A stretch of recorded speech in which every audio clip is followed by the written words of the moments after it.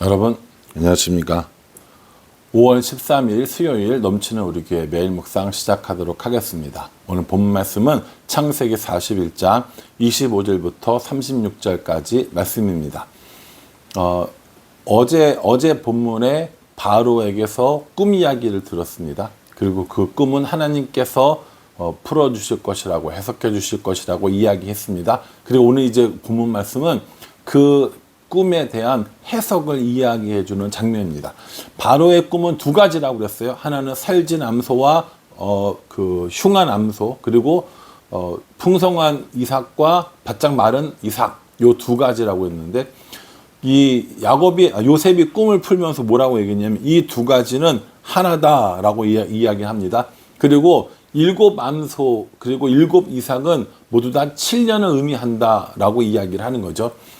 꿈을 해석하는 이런 내용들이 그때나 지금이나 뭐 동일한가 안 한가 그건 잘 모르겠어요. 예를 들어서 꿈을 꿨는데 제가 뭐 호두과자를 7개 먹었어요. 그러면 그게 7년을 의미한다 이렇게 일방적으로 해석할 수는 없다고요. 7년을 의미하는 건지 7일을 의미하는 건지 7시간을 의미하는 건지 아무런 의미가 없는 건지 이건 잘 모르니까요. 그러니까는 꿈을 꿨을 때 함부로 그걸 해석하거나 또 꿈이 어떤 뭐 영적 계시다라고 이야기하는 건 좀 곤란하다라고 말씀드렸어요. 그 대신에 뭐가 있다고요?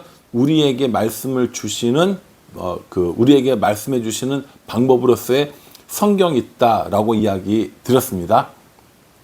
하나님께서 오늘날도 꿈을 통해서 우리에게 계시를 보여주시느냐? 좀 불가능하다 생각하지는 않아요. 그럴 수도 있다고 생각합니다. 그리고 그것이 맞는가 아닌가에 대해서는 열매로 알게 되겠죠. 문제는 뭐냐면 그것만 추구하면 보편적으로 우리에게 하나님의 뜻을 알려주시는 그 방법에 대해서는 무시하는 경우가 있다는 거죠. 예를 들어서 우리에게 주신 가장 큰 계명, 성경에서 말하는 가장 큰 계명은 하나님을 사랑하는 것과 이웃을 사랑하는 거란 말이에요. 이건 예수님을 통해서 우리에게 분명히 말씀해 주셨습니다. 그런데 그거는 몰라요. 그거 모르고 계시를 통해서만 받는 계명이 맞다고 한다면 그건 일반적이지가 않다라는 거죠. 가장 보편적이고 가장 먼저인 계명은 예수님이 이미 성경을 통해서 우리에게 말씀해 주셨잖아요. 그럼 그걸 따라야죠. 보편적인 방법이 아니라 특별한 경우를 따르는 건 정말 특별한 경우에 해당하는 거고, 보통에는 일반적으로 우리에게 주신 그 명령들을 따르는 게 맞다라는 겁니다. 어쨌든 간에 이 일곱 마리의 암소와 7 이삭은 모두 다 7년에 대해서라고 이야기를 하면서 뭐라고 얘기했냐면 28절에 내가 바로에게 이르기를 하나님이 그가 하실 일을 바로에게 보이신다 함이 이것이라 라고 하면서 하나님이 하실 일을 바로에게 보이기 위해서 이 꿈을 보여주셨는데 7 마리의 소와 7개의 이삭은 각 7년을 말하는 것입니다 라고 이렇게 이야기를 시작을 합니다. 하나님이 앞으로 어떻게 하실지를 알려주겠다라고 이야기를 한 거죠. 그러면서 뭐라고 얘기했냐면 아름답고 살진 암소 7마리는 7년 동안의 풍년을 의미하는 거고, 그 탐스럽게 잘 익은 그 7 이상도 풍년이 7년 동안 될 것이다 라는 것을 이야기하고 있습니다 라고 얘기해요. 그리고 그 이후에 흉하고 마른 소와 이삭은 7년 동안의 흉년을 의미합니다 라고 이렇게 해석을 해줍니다. 요거는 그 꿈에 대한 해석인 거죠. 그래서 그 꿈을 어떻게 해석하냐면 7년 동안의 풍년이 있을 거고 7년 동안의 흉년이 있을 것이다 라고 이야기를 해줍니다. 그러니까 이 꿈이 요셉이 해석하는 것이 맞는가 틀리는가는 언제 알 수 있어요? 7년의 풍년이 오고 7년의 흉년이 지난 다음에 알 수 있는 거라는 거죠. 근데 만약에 7년의 풍년이 드는 동안에 흉년이 들었다거나 뭐 7년의 흉년이 드는데 그 중에 풍년이 들었다던가 그러면 뭡니까? 이 요셉의 말이 틀린 거잖아요. 그러니까 그것이 아닌 거란 말이죠.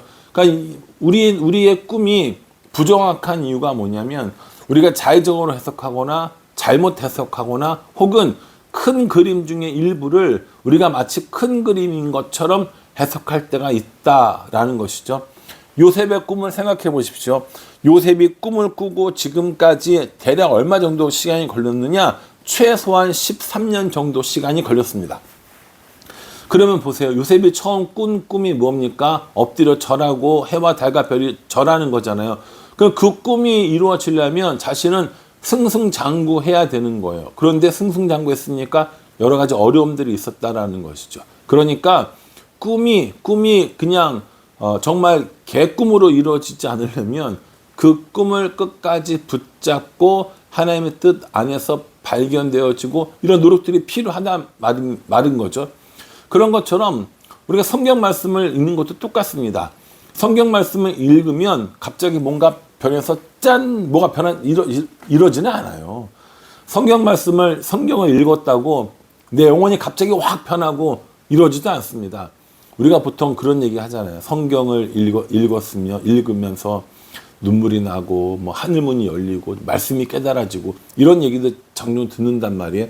예, 귀합니다. 그리고 우리 가운데도 꼭 있어야 되고요. 그런데 그렇지 않은 경우들도 훨씬 더 많아요. 그렇게 되는 경우는 아주 특별한 경우입니다. 사도 바울 정도급 돼야 말씀이 한 번에 열리고 이 정도인 거지. 우리는 아마 일반적으로 그렇지 않다라는 거예요. 그럼 우리는 어떻게 알아요? 말씀을 묵상하면서 씨름하고 말씀을 붙잡고 고민하고 말씀을 읽다가도 이게 무슨 일인지 몰라서 찾아보고 공부하고 이런 과정 중에서 하나님을 조금씩 더 알게 되어진다라는 것이죠. 그러니 여러분, 꿈을 통해서 하나님 계시를 알려주세요가 아니라 하나님께서 우리에게 임해 주신 이 말씀을 우리가 붙잡고 씨름하면서 거기서 하나님의 뜻과 하나님의 계획과 하나님의 인도하심을 발견하고 그걸 내 삶에 적용하는 거, 이게 훨씬 더 안전하고 보편적이고 하나님이 우리에게 주신 일반적인 방법이라고 저는 생각합니다. 이 요셉은 하나님의 특별한 은혜를 입은 사람이기 때문에 이렇게 꿈을 해석한 겁니다. 어쨌든 간에요. 다시 본문으로 돌아가면 7년의 풍년과 7년의 흉년이 있을 것이라는 것을 이야기를 해줘요. 그리고 뭐라고 하냐면 33절에 이제 바로께서는 명철하고 지혜 있는 사람을 택하여 애굽 땅을 다스리게 하시고 이렇게 얘기합니다. 명철하고 지혜 있는 사람을 뽑아서 애굽 땅을 다스리게 하시는데 어떻게 하느냐면 풍년이 있는 그 기간에 풍년이 있는 7년의 기간 동안에 5분의 1을 각 성마다 다 저장해야 합니다. 라고 이렇게 이야기합니다. 모든 곡물을 바로의 손에 돌려서 양식을 위하여 각 성읍에 쌓아두는 거죠. 여러분 5분의 1이면 몇 프로입니까? 20%거든요. 풍년이잖아요. 풍년이니까 20% 정도를 비축을 해도 아무런 어려움이 없을 거라는 거죠. 그러니까 5년 정도 이렇게 5분의 1 정도를 이렇게 모아두라는 겁니다. 그래서 그 모아둔 것을 각 성마다, 그러니까 한 군데 다 모아놓은 것이 아니라 각각의 성마다 5분의 1씩을 모아두라는 겁니다. 그러면 여러분 양이 많아요, 적어요? 어마어마한 양이 되는 거죠. 뭐 예를 들어서 화성에 지금 7년 동안 풍년이 있을 건데 이제 앞으로 이제 흉년을 대비해서 20%씩 모읍시다. 그러면 뭐예요? 화성만 해도 어마어마할 텐데 수원도 있고 서울도 있고 이렇게 굉장히 많을 거 아닙니까? 그렇게 어마어마한 양을 비축해 두는 거예요. 그리고 흉년이 들었을 때 그것을 이용해서 이렇게 사람들을 살리는 그런 방법들을 이야기한 겁니다. 36절에 이와 같이 그 곡물을 이 땅에 저장하여 애굽 땅에 임할 7해 흉년에 대비하시면 땅이 이 흉년으로 말미암아 망하지 아니하리라 이렇게 얘기합니다. 7년 동안 풍년이 들었을 때 잘 대비하면 흉년이 들었을 때 망하지 않을 겁니다. 라고 이렇게 이야기를 해준다는 거죠.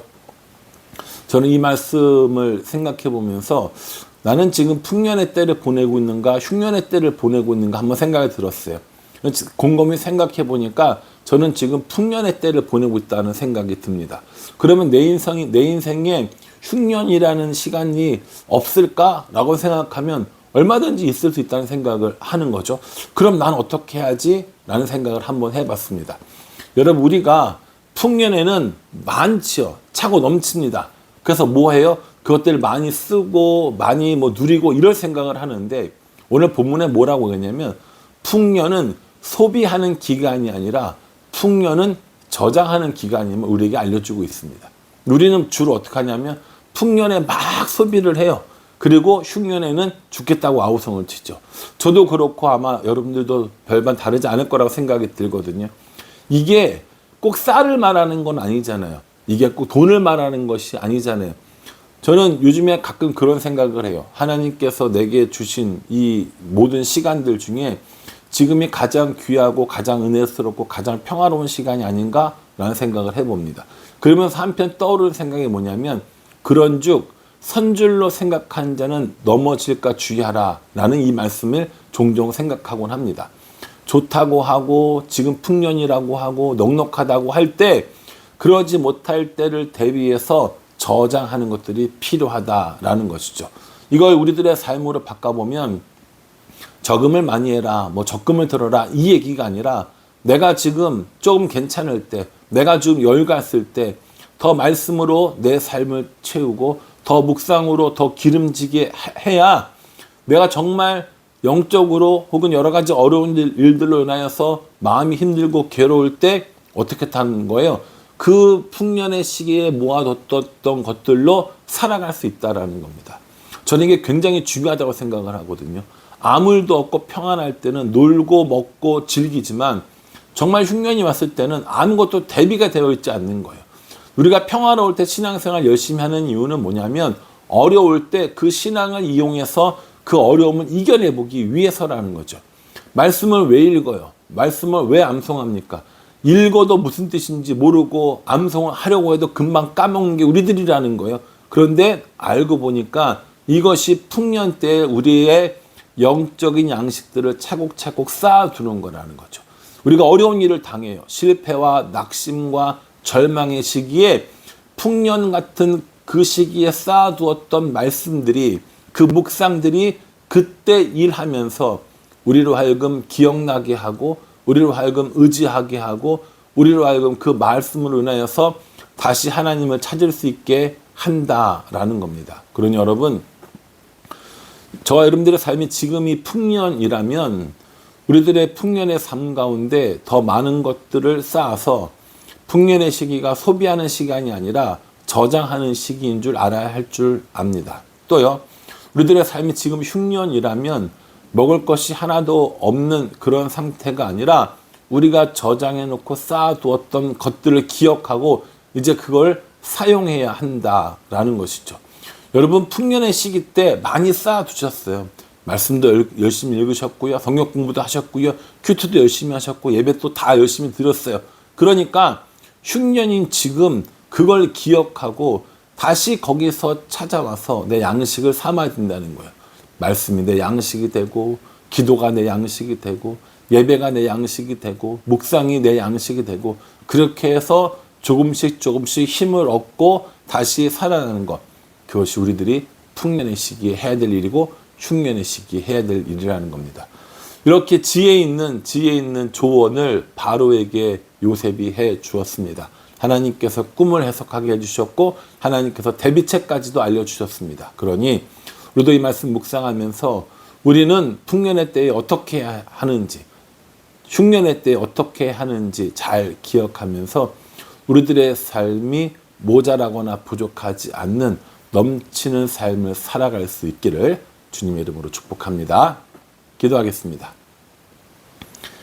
하나님, 바로에게 주신 꿈을 요셉이 해석했습니다.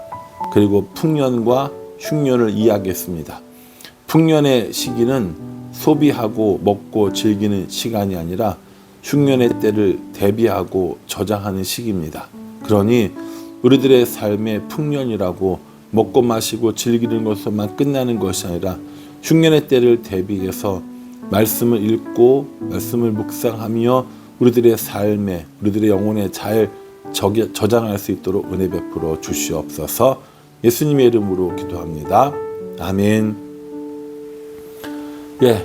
여러분 분명한 건 풍년의 시기에 우리가 쌓아둔 말씀은 흉년의 때에 우리에게 양식이 될 겁니다. 그러니 풍년의 때를 지나고 계시는 분들은 더 많은 저장을 하시고요. 지금이 흉년의 때이신 분들은 풍년의 때에 저장해 놓으신 그 말씀들을 가지고 살아나고 다시 회복될 수 있기를 간절한 마음으로 기도하겠습니다. 감사합니다.